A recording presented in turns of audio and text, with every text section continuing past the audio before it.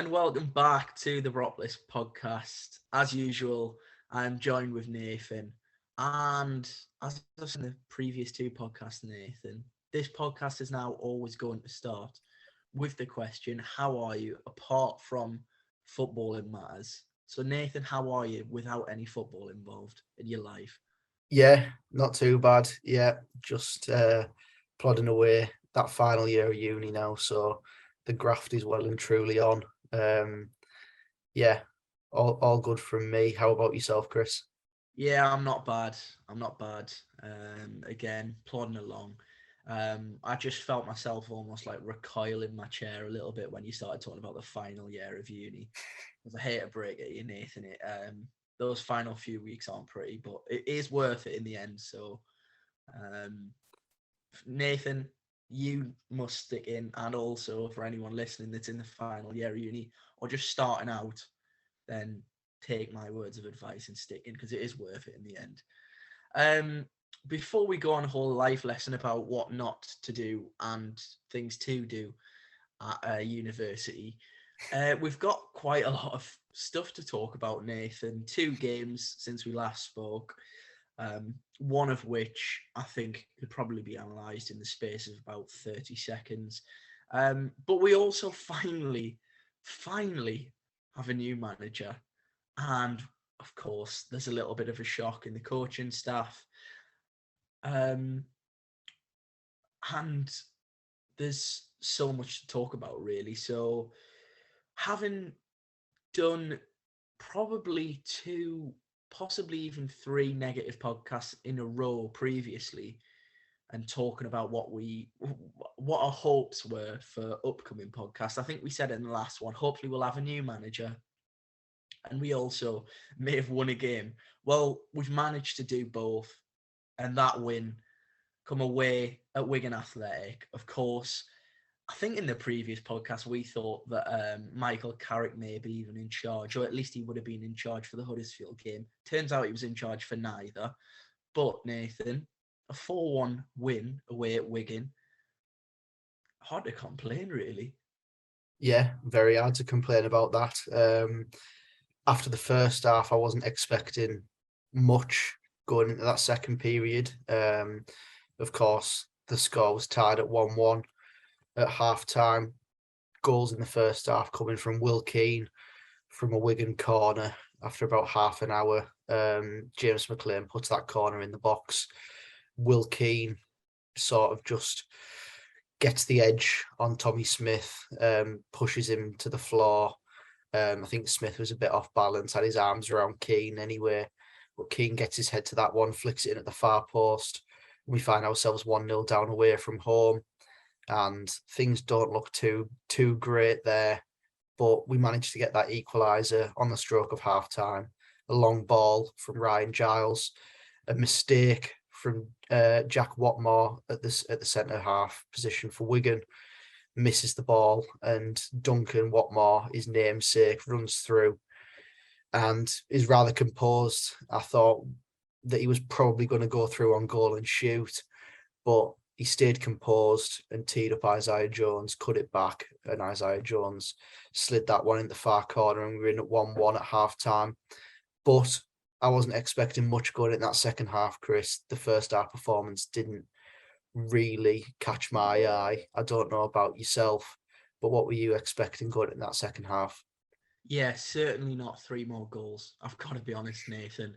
In terms of a spectacle, that first half against Wigan, not in terms of that we were dreadful, but just in terms of both teams really sort of slogging it out on a bit of a cold night in Wigan.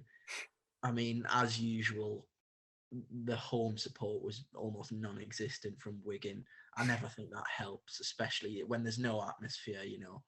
Um, Hope you've kind of got to rely on the football, and the football wasn't really throwing up much. But I mean, I was just happy to see that we'd managed to come back from a goal down, because to be honest, and I'm not saying we were fantastic by any stretch, at least in the first half, but for the most part during that first half, all I that was going through my mind was how have we got ourselves in this predicament where we're trying to grind results out against, and I hate to use the phrase, a team like Wigan. I thought they were dreadful, to be honest with you.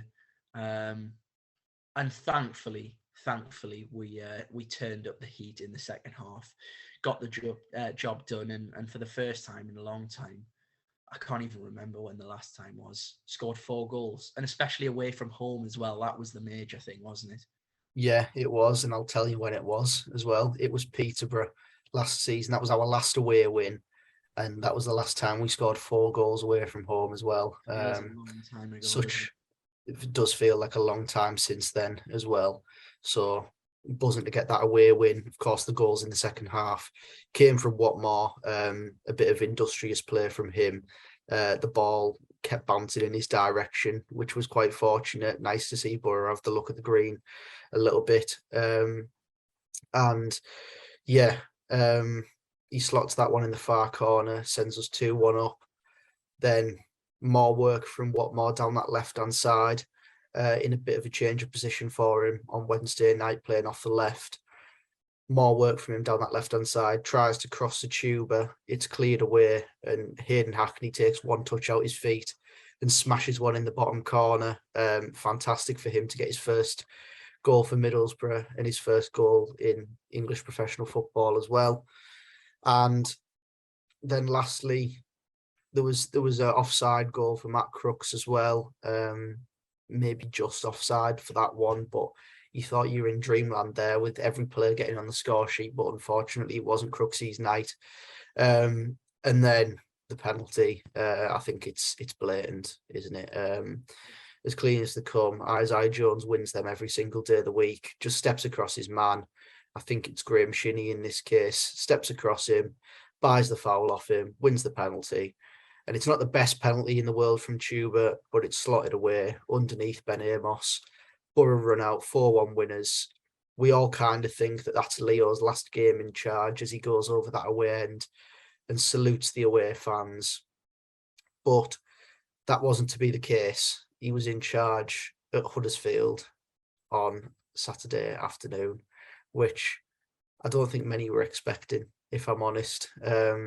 I think the morning after the Wigan game, it came out that Leo was expected to be in charge, and we just sort of thought we were finding ourselves in this cycle where we all knew Michael Carrick was going to be coming into the football club at some point. We just didn't know when. Yeah, that did seem to be the case, didn't it? It sort of, for what was it, three weeks, just about. It seemed like there was the same sort of repeated news article about midweek from either the Echo or the Gazette, if I can get my words out, pretty much just confirming that there'll be one more game of Leo and then the appointment will happen. Fortunately, we're at a stage now at the time of recording where, that won't be happening anymore. Of course, we've got our man finally. But just before we move away from Wigan and obviously talk briefly about that Huddersfield game, because there's not an awful lot of talking points, I guess one of the main things to take away from Wigan was obviously the change in shape. We spoke about it last podcast, potentially about a move away from the back five that Chris Wilder had adopted, and move into a back four, and that's what we did. And in fairness, despite a tough first half, I think the four at the back clearly worked, and as you say, it meant that Duncan Watmore had a little bit of a different role to what he usually does out on the left, and that formation continued against Huddersfield at the Riverside. As you said earlier, the only real shock for me, of course, regarding the team, apart from Matt Crooks being out, of course, he was suspended. But as I said, the real surprise for me was the fact that Hayden Hackney didn't continue in the team after scoring his first goal and really being one of the shining lights of what's been quite a difficult few weeks, to be honest. Yeah, perhaps a strange one for fans to look at, that one. But for a young lad like Hayden Hackney to come into this Middlesbrough side in quite a difficult time, of course, without a manager, in charge. I think Leo did mention it in his press conference pre-Huddersfield, actually saying that some players may need a rest in the legs. I think Hackney did play did he play the full 90 at Wigan? I seem to remember he did, I think. I think I want to say that he may have been subbed off, because I remember thinking that Leo's definitely just taken him off to get a round of applause. But I may be wrong. To be honest, with everything that's happened over the past 48 hours, it kind of feels like Wigan away was about a month ago now. So yeah, it does. It does, in fairness. But yeah, anyway, the point still stands. Leo did suggest that some players needed a little bit of a rest in the legs, and of course, when things weren't going for us in that first half against Huddersfield, Hayden Hackney was substituted on at half time. So 45 minutes rest in the legs for Hayden Hackney, and then he was back on the field for Middlesbrough. But yeah, regarding the Huddersfield game, it almost feels like the game didn't even happen to me. This weekend was probably the first weekend where I've been able to go to a game at home at the Riverside, but decided not to. And I'm going to be honest, most of that was down to the price of train tickets back home from Lincoln this weekend. With rail strikes, it's difficult and things like that. But yeah, didn't go to the game this weekend. But I actually, my laptop jetted off to America, and I was able to watch the game off my laptop, which was nice of it to attend New York actually this weekend. But yeah, there wasn't much to talk about at all, really. I think the best chance the first half was a header from Paddy McNair that was saved by Lee Nichols down to his left hand side. There was a few penalty shouts throughout the game, really, in that first half. Duncan Watmore fires a ball across the face of goal and it strikes a Huddersfield player on the arm. Maybe his arm is down by his side. I think it is. Upon reflection, it is down by his side, and it'd probably be very harsh to give that one. And then one that has divided a little bit of opinion is the one for the foul on Watmore. I'm not too sure if it is, if I'm honest. I think Duncan Watmore has perhaps had a little touch on his ankle and he's made a meal of it, in my opinion. I think he's sort of running down a blind alley. His touch has taken him a bit too far and he's probably going out of play for a Huddersfield goal kick. And I think Duncan Watmore's perhaps had a little bit of a dive, if I'm honest. I don't know what your opinion on that one is, Chris. Yeah, I've got to agree with you on that, Nathan. I think credit to Duncan Watmore. He's had, quite a good few weeks in terms of, he's sort of won his place back in the team, really, where, for the most part during his Middlesbrough career, he's been sort of in and out. Apart from the first spell, where he come into the team under Neil Warnock and obviously scored all those goals before getting his permanent contract. But yeah, I think it's one of them where you described it perfectly. Duncan Watmore does tend to put his head down and run. And in fairness to him, he often ends up somehow coming out of the situation with the ball still at his feet. But I think for this one, for me, it was probably, as you say, he probably realised where the ball was going and sort of just maybe a little bit of gamesmanship comes into it, and he's just thought, well, I'll try and go down and see if I can fool the referee. But I actually, interestingly, thought that the handball from Tom Lees was potentially more of a shout. I don't know how you feel about that one. But yeah, if I was to look at both, I would have actually thought it was the handball more so than the actual, incident that we're talking about. So, yeah, I think on the balance of things, had we have won, I think you could have probably said just about deserved it, but not by a long stretch. Again, I thought it was two poor championship teams going at it, in all honesty. The one standout for me actually during the game was Sorba Thomas's corners, because I'm yet to see, apart from probably Santi Cazorla, someone that manages to actually make a free kick, a direct shot on goal for the most part. I thought Zach Steffen done incredibly well to keep on punching or making contact with those corners, because we all know the threat he possesses, and those corners are so dangerous for Huddersfield. But we managed to keep a clean sheet, which is always nice. And of course, Zach Steffen, again, putting on a good display. And I feel, we spoke about it at the weekend. He's really sort of coming into his own now a little bit, after a bit of a nervy sort of start to life at Middlesbrough. So, yeah, I think the real disappointment on the whole was the fact that we couldn't get Carrick over the line. Given that midweek we got the 4-1 win, really built up some optimism. Everyone thought we'll go back to the Riverside with 3 points and 4 goals, and then we can introduce Carrick to the crowd and really build some momentum on that. And Saturday, just sort of, as you say, I don't think anyone's going to remember it in the long term. But we didn't get beat, so I guess that's a positive, Nathan. I think, to be honest, the main talking point was always going to be in this podcast about, of course, the new arrival of a head coach. That head coach being Michael Carrick. We've spoken about it for the previous 2 podcasts, insinuating that it would have been confirmed by the time the next podcast was actually brought out. And it's finally done, and it almost feels like a bit of a weight off the shoulders, doesn't it? I think most Middlesbrough fans would agree that it's just nice to have a bit of clarification, a bit of confirmation, just to say this is the route we're going down.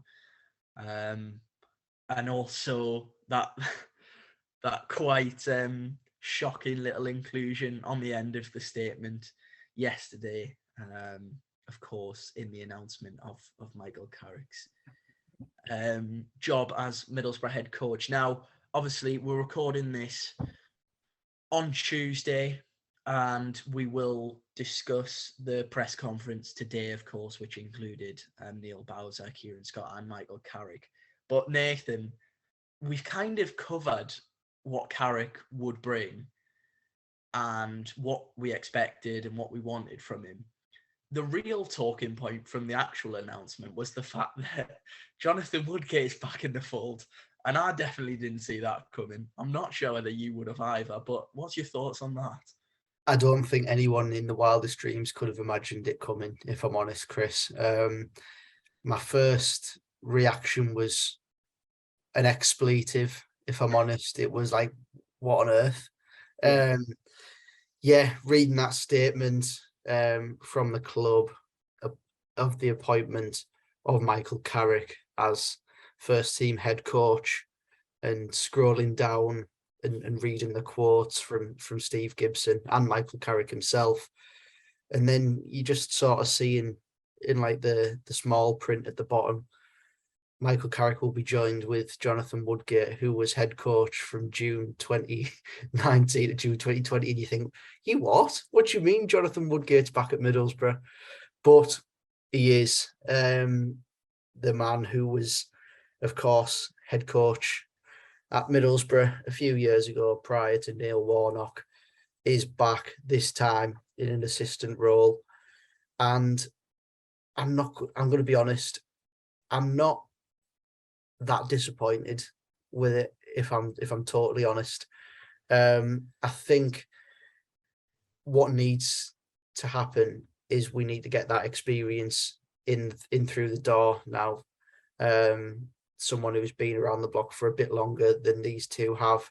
It has been mentioned, of course, in that statement that Middlesbrough are still searching for an experienced head to join Michael Carrick's backroom staff at Middlesbrough. And I think once that's done, I'll feel much more safer in the current coaching staff, if I'm honest.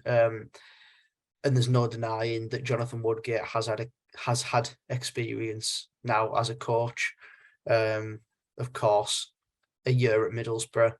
That, I mean, the time he was in charge, I feel that at times he was dealt quite a sorry hand, if I'm honest, by Steve Gibson. There's no denying that Jonathan Woodgate wasn't backed as Middlesbrough manager.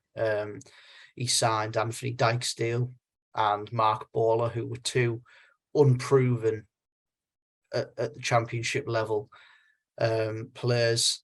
Of course, those two had just played in League One for Charlton and for Blackpool, respectively. And in other positions, Jonathan Woodgate wasn't backed. Of course, we saw players come in like Ravel Morrison, who, I mean, it was risks that Jonathan Woodgate was handed really on free deals and loans. But now coming in as an assistant, he's had that experience at Middlesbrough prior to this. He's of course had experience with Bournemouth as well, where perhaps there was some expectation on him with Bournemouth as well. Of course, he entered Bournemouth at a difficult time where they were under the management of Jason Tindall. He was said to be Tindall's assistant, and within 3 days, Tindall was sacked and Woodgate was placed as the interim boss. And Bournemouth looked as though they were going to drop out of the playoff places, but they didn't. Woodgate rallied that side, got them into the playoffs. Okay, they were defeated over 2 legs against Brentford, who are, of course, still in the Premier League now. And Jonathan Woodgate was quickly dropped from Bournemouth, which I kind of feel was a little bit unfair on Jonathan Woodgate in that case.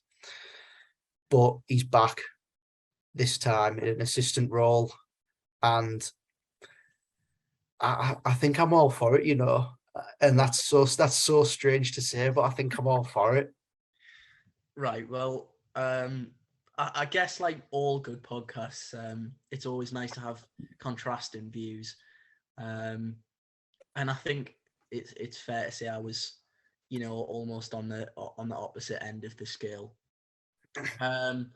I read the statement, obviously was delighted that Carrick was announced, saw Jonathan Woodgate's name at the end of the statement and thought at first it was a spelling mistake from the admin team at Middlesbrough.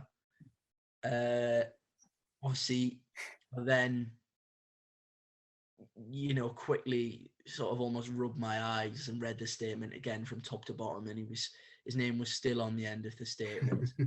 And to be honest, I saw a tweet that I actually retweeted yesterday, and I'm going to read it out because it almost described perfectly how I was feeling at the time. So the tweet says, we made the mistake of appointing an experienced manager and not appointing an experienced assistant a few years back. Of course, Jonathan Woodgate with no grey hair, as he used to always reference. We've now appointed the inexperienced manager as assistant to the new experienced manager. I'm not losing my head here, am I? Yeah, and that's exactly how I felt. It's not that I want to be negative about it. You know, surprisingly, some I actually don't want to be negative about it because it's a fresh start. It's not like Woodgate is the main man. But when we spoke about it a few weeks ago and said the importance of a Rennie Mullenstein or a Mike Phelan, who both of which seem to have drifted, I was expecting a little bit more experience. As you say, you know, Jonathan Woodgate, in fairness, he's been there and done it in the situation that Michael Carrick's about to be in. But he failed, let's be honest. And I know there's context you can add to that. And you can say, I agree, he wasn't backed. But, you know, it wasn't a good time for the football club. It looked destined for a place in League One, to be honest. And, it was more that I just thought,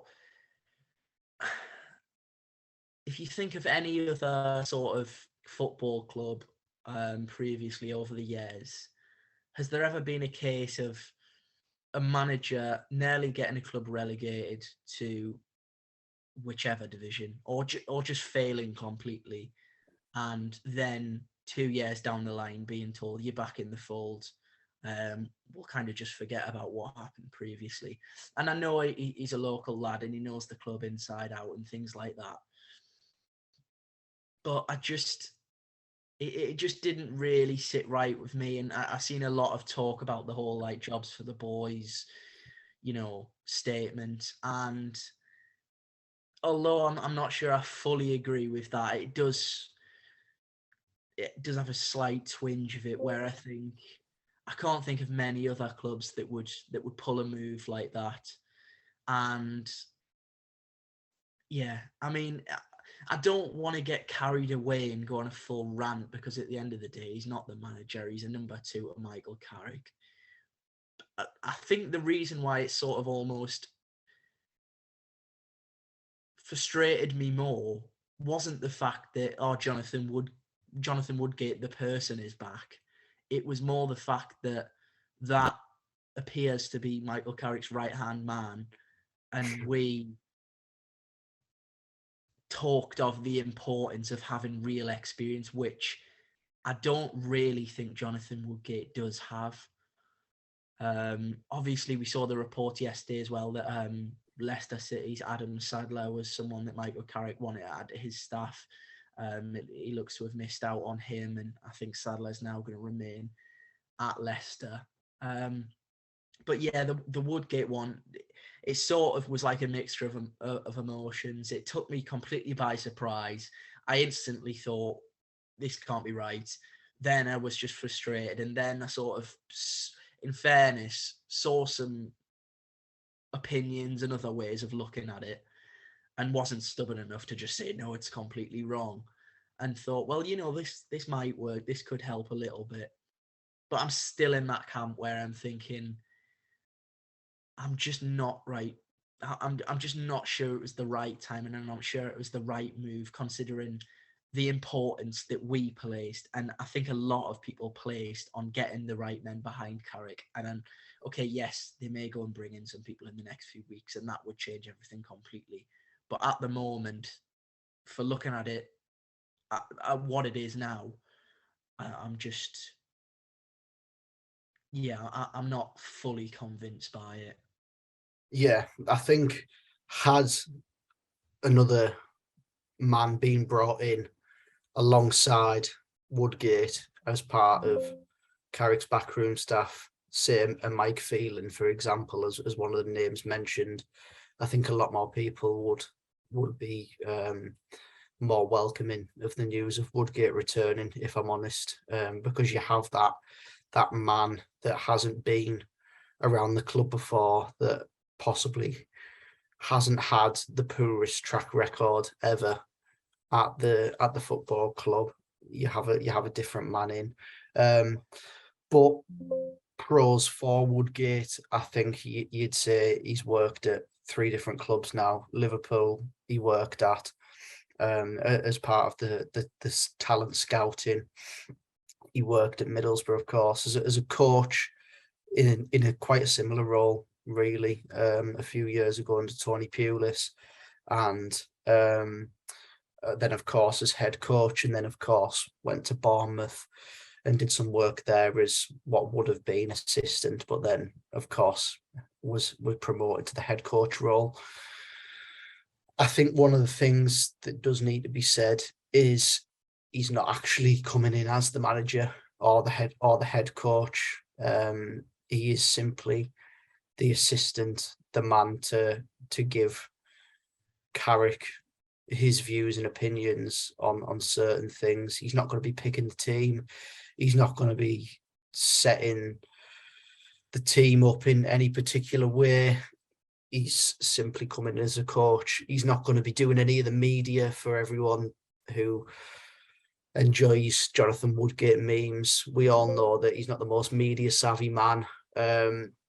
He's not going to be doing any sort of media work for the football club, as proven by the press conference today, where Jonathan Woodgate wasn't a feature in that. But yeah, I can see both sides of the coin, really. I think I'm just willing to be a little bit more lenient in my opinion at this moment in time, and trying to be as positive as I possibly can, because what usually is the case with myself is I'll be as positive as possible, but as soon as things start to turn, I'll hit full panic mode and fear the worst. But for now, I think that I'm quite positive with how things are going, and with a new head coach, with Jonathan Woodgate, and with the possibility of a new assistant, I'm really looking forward to the next 5 games before the World Cup break to see what this new coaching staff throw up in terms of ideas for how this Middlesbrough side are going to play from now on. Of course, today was the day that Michael Carrick gave his press conference to the local and national media. What I did find rather strange was the absence of Steve Gibson still in this press conference. Michael Carrick was sided by Chief Exec Neil Bowser and Head of Football Kieran Scott, but still no sign of Steve Gibson. Steve Gibson did give quotes on the appointment of Carrick on the website, which I genuinely think were copy and pasted from the appointment of Woodgate. Yeah, I don't know your take on that, Chris, but the outstanding candidate for the job was thrown up again. Yeah, that phrase, almost like sort of the hairs on the back of your neck stand up for all the wrong reasons. You know, and I don't want to get drawn into it, but given that at the time of Jonathan Woodgate's appointment, it was quite widely known that we'd interviewed Slavisa Jokanovic, who at that time was, serious hot property in terms of a championship manager. And the outstanding candidate line is always just not really sat fantastically with me. But after reading that again, I did think the same thing. But what was nice, and I guess we've kind of got to credit the club, was the fact that there was some chiefs of the club there. We spoke about it, I think it was 3 podcasts ago, and said when the new manager is announced, we need some form of communication from a higher ranked person at the club, whether that be Neil Bowser or Kieran Scott,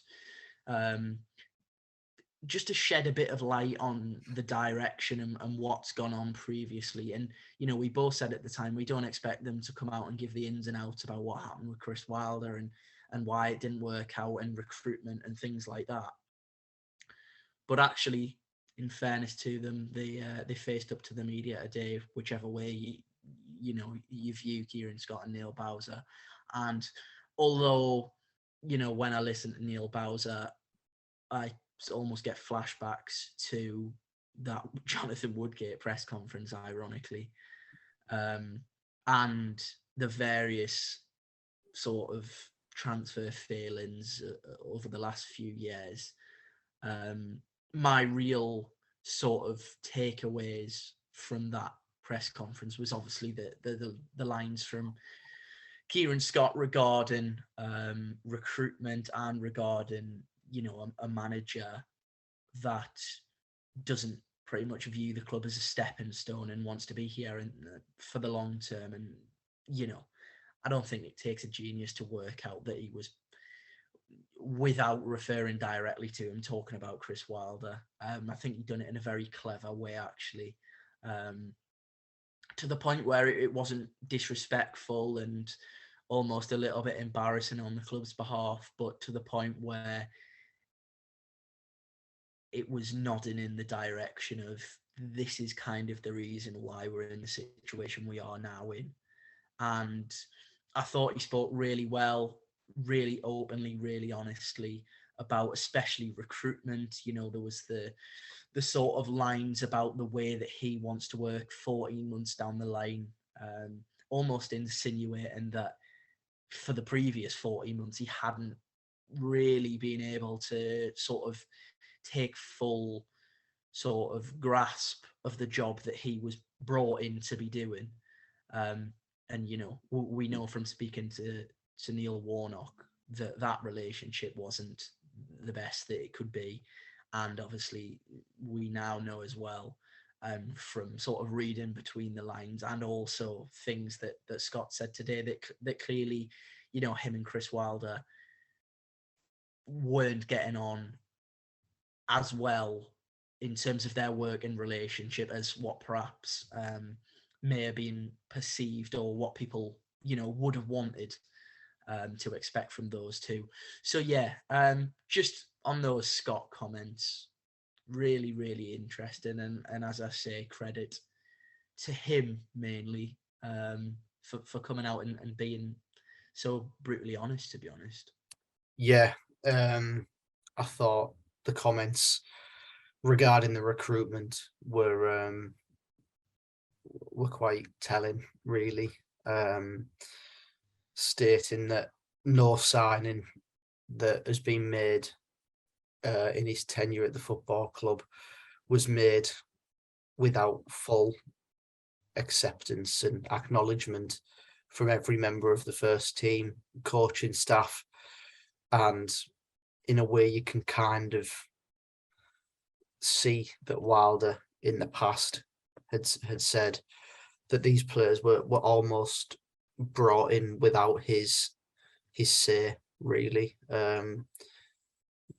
Everyone knows who I'm referring to with Marcus Force and Matthew Hoppe, brought in as development forwards for the future, and Wilder was always quite keen to say, pretty much without saying it, that they probably won't feature for him all too much for the future, which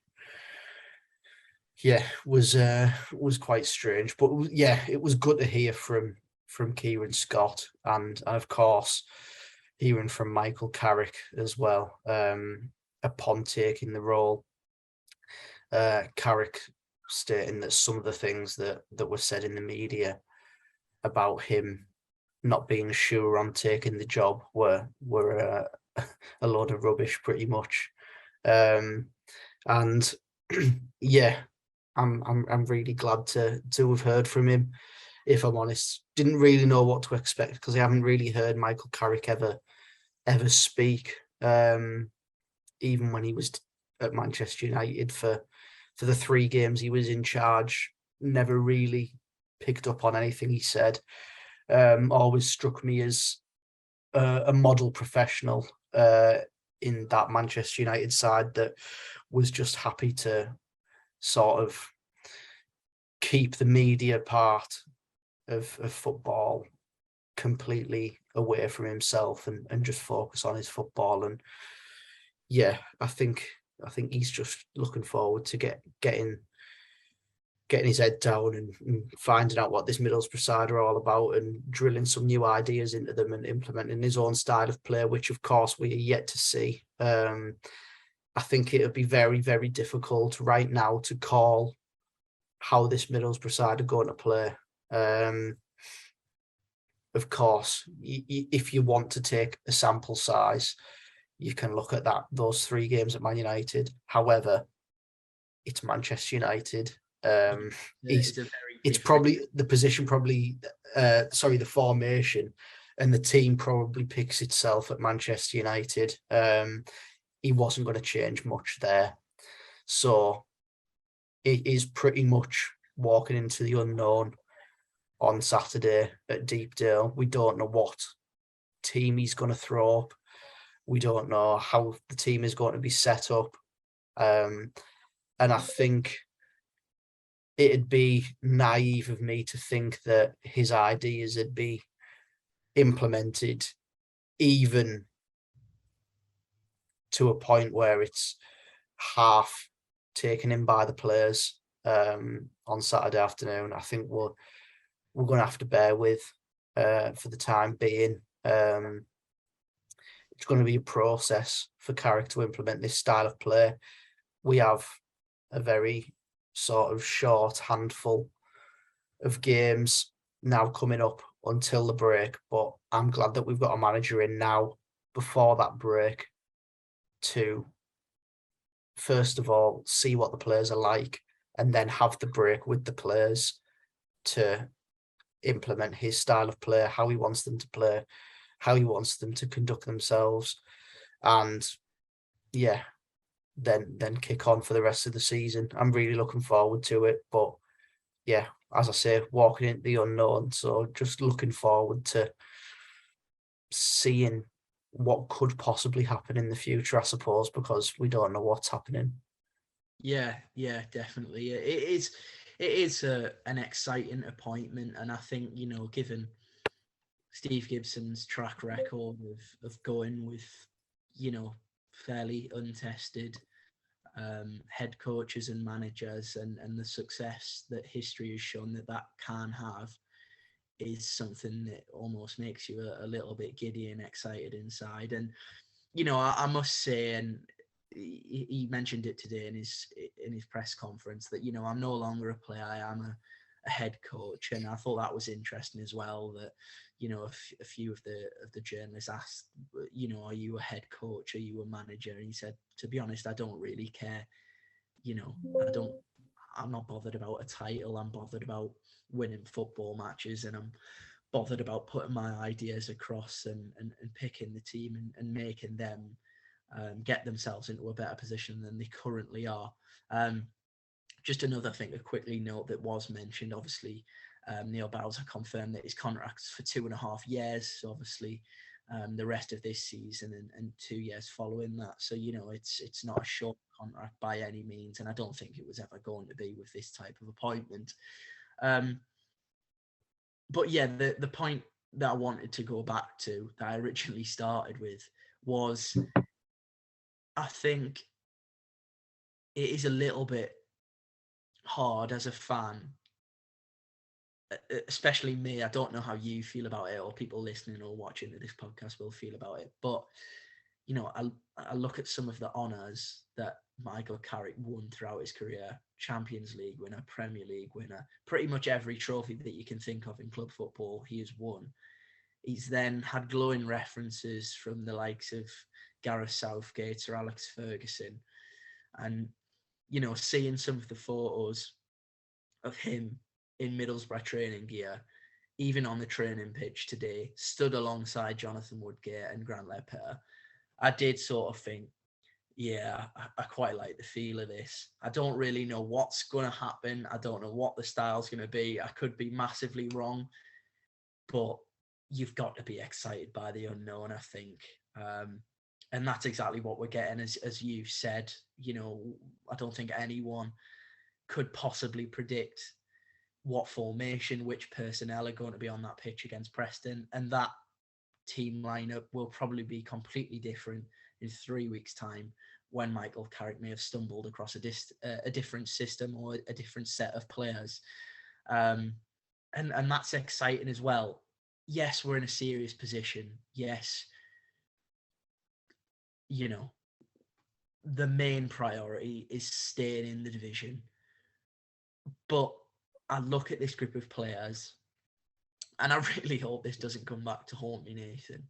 Don't be getting carried away, you. No, I'm not. I'm definitely not going to make any too much of a ridiculous statement. But I look at this group of players, and we've seen what they can do, and I think, I'd rather be looking up at the table rather than looking behind us, and there's not that much behind us, to be totally honest with you.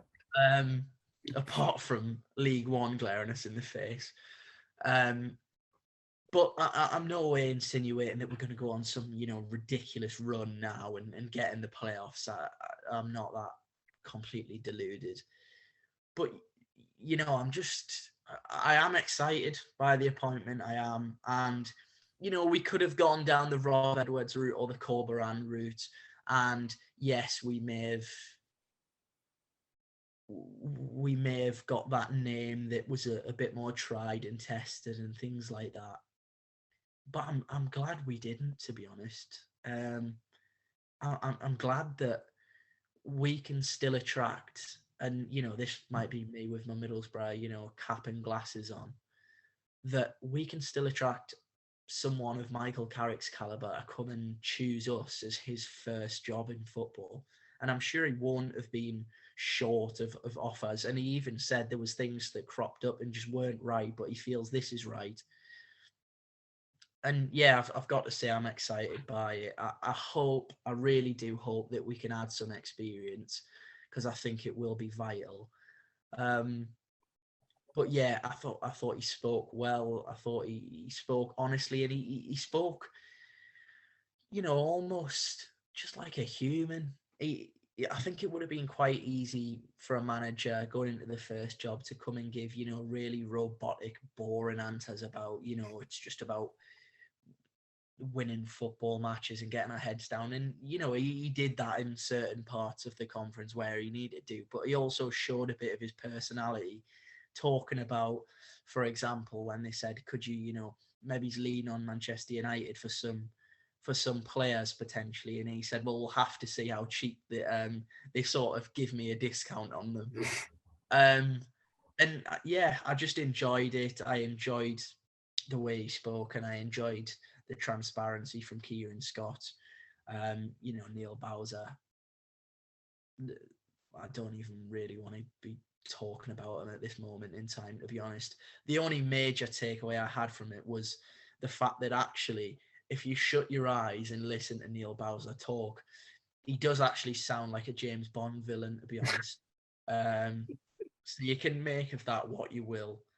But yeah, overall, Nathan, I'm excited and I'm fully behind Michael Carrick.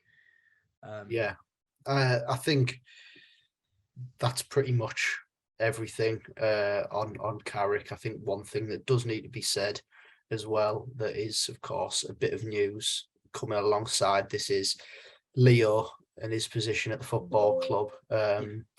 Leo, of course, been in and around Middlesbrough for a good long while now, and took over the reins as interim manager of Middlesbrough during this period of time. And in fairness, he hasn't done an awful job, has he? 7 points out of a possible 15. It's not the worst record I think you've ever seen from an interim manager. And a lot of people were in full panic mode after the Wigan game, when he saluted the fans, thinking, oh, no way is this going to be Leo's parting moment at Middlesbrough. And it's not Leo's parting moment at Middlesbrough, because he has now became Middlesbrough's head of player pathway and development, which sees Leo take up a backwards seat at Middlesbrough, but still involved in and around the football club, which I think that's great, if I'm honest, to keep a man like Leo in and around the football club, that has Middlesbrough so close to his heart. And it's always good to have that connection between the fans and members of the staff at the football club. So buzzing to see Leo still being around Middlesbrough, if I'm honest. Yeah, definitely. I think, and this is by no means in any way intended to be, almost a patronising comment, but I think that Leo, is going to have a job for life at Middlesbrough, and I'm absolutely 100% okay with that. He deserves it, and not because of everything he's been through, because of how much passion, how much dedication, how much loyalty he's shown to this football club throughout the years. He stepped up when we needed him. He adores the club. he says that himself. He understands the area. He understands what the people of Middlesbrough are about, and you know, the mentality and really the sort of morals which people in this area stand for, to be honest. And you know, that's all you can. Of course, you want someone that's good at the job, but you always also want good people and people which, you know, almost mirror yourself in a way, in the that understand what it means for so many people to work for Middlesbrough Football Club. So yeah, absolutely. I'm sure if he's not on the bench, and I guess this role probably means he won't be, that somewhere along the line he'll find himself back in amongst the red faction or somewhere in the south stand at some point.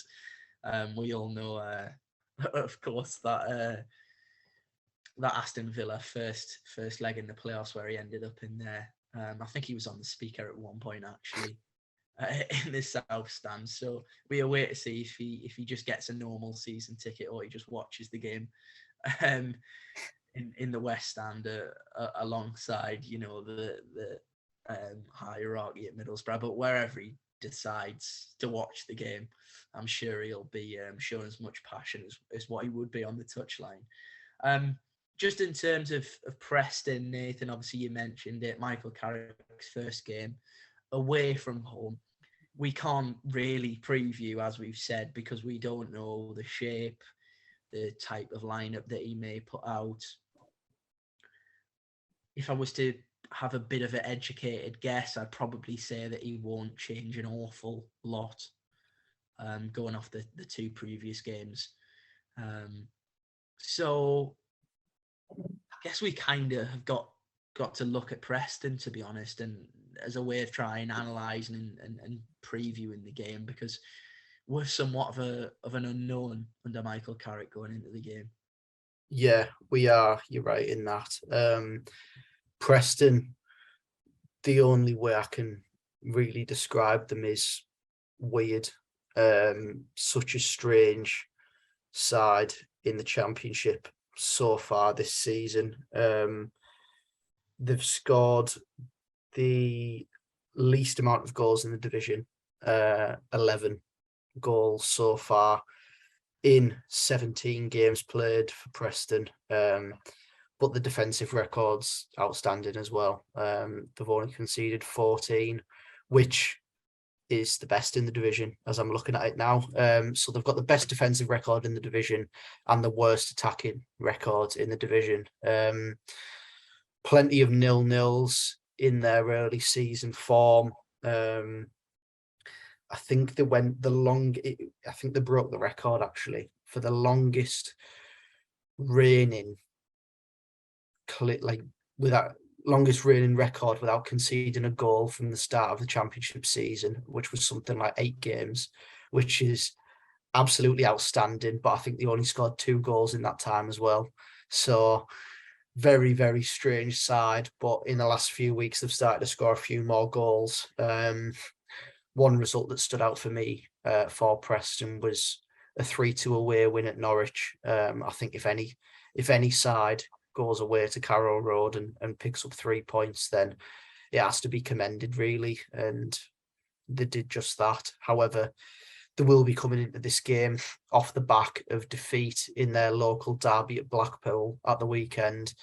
That'll be a killer for them, hopefully, to go to Bloomfield Road and with such a good defensive record, ship 4 goals in your local derby. I don't think that's going to be taken too well by the fans. A lot of them seem to be divided by Ryan Law, who of course took over them midway through last season, and of course got that win on the final day of last season against Chris Wilder's Middlesbrough side, as Middlesbrough linked Emil Rees ran rampant and scored a hat-trick that day at Deepdale.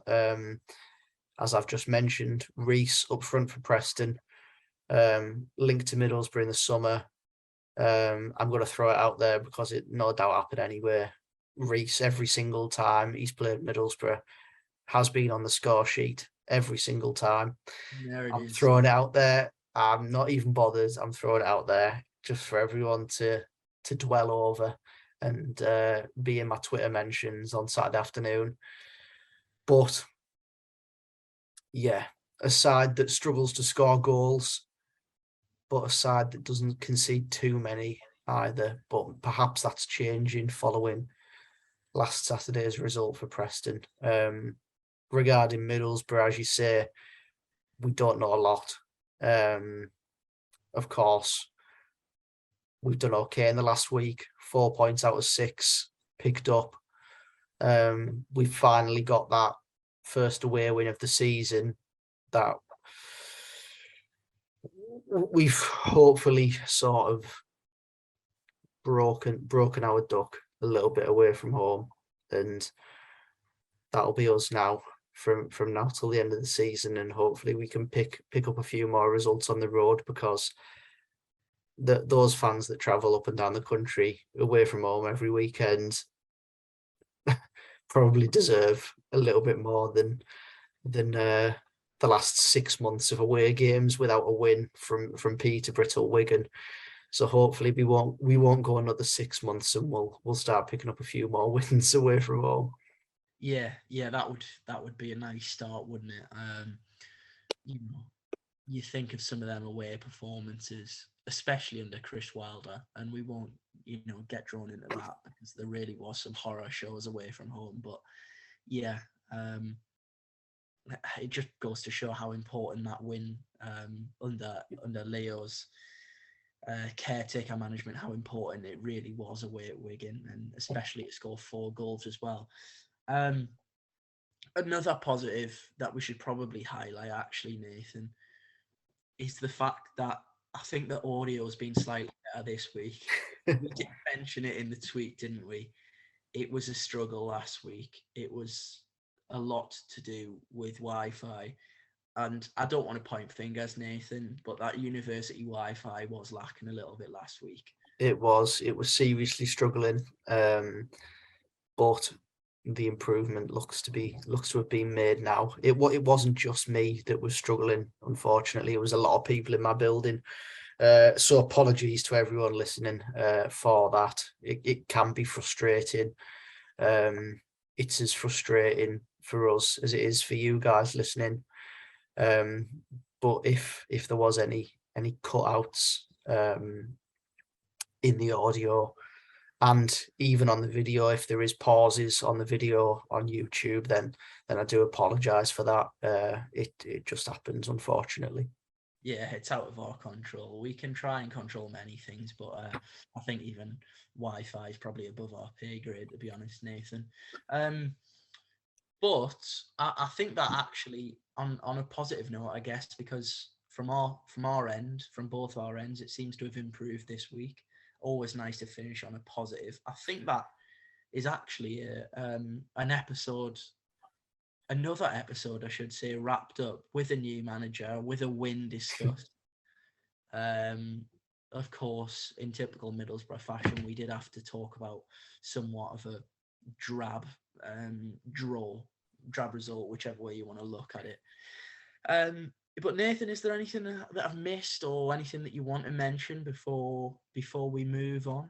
Not as far as I'm aware. The only thing I would mention is these last 5 games before the international break.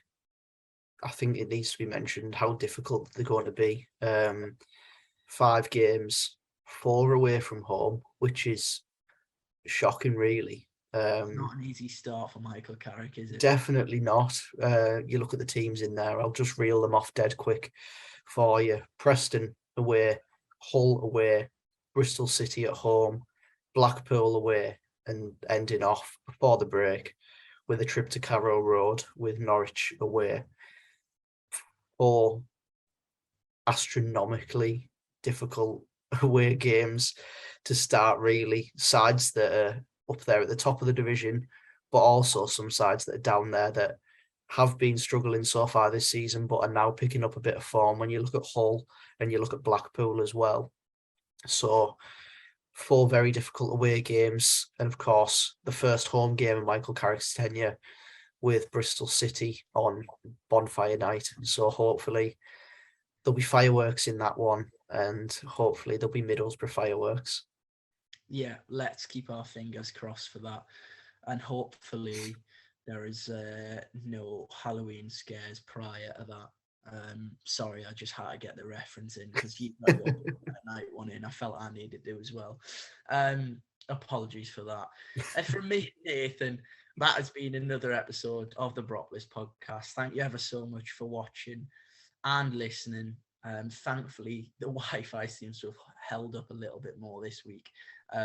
So do be sure to, instead of comment about the Wi-Fi, comment about your thoughts on the podcast, or just ask a question if you'd like, or maybe even tell us where you've been watching or listening from.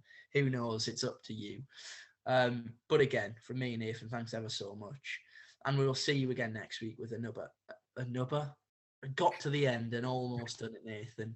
Another episode of the Boropolis Podcast. We'll see you again next week.